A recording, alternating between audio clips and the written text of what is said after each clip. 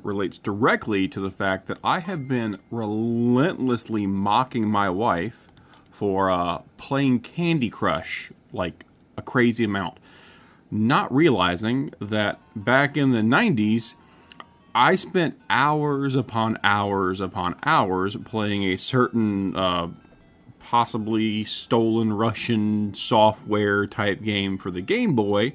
And yeah, so also known as Tetris. And I have to say, the mechanics functionally are different, but the theme overall is about the same. There's not really any functional difference between like just the general quality of what you're doing. You're matching up geometric shapes instead of candy shapes. So I feel like I might kind of owe her a little apology, but just a little one, not a big one.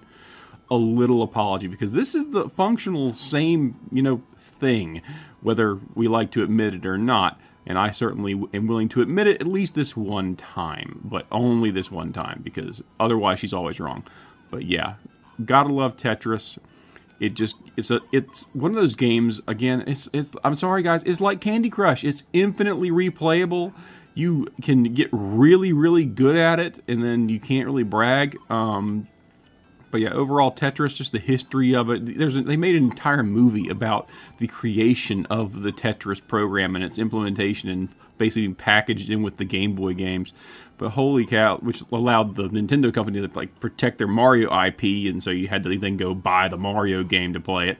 So very ingenious method of just getting things done and doing things by Nintendo. But I can still play Tetris on the Game Boy for hours on end, although I don't really have time anymore, so I can't do it as much as I'd like to. But overall, if you had to pick one game that just is so simple, so eerily just easy in its presentation that you can play over and over and over again, what game would that be? For me, it's Tetris. And that makes me kind of an old head, kind of an unk. But at the end of the day, I think it's just too good. You can't pass up on Tetris.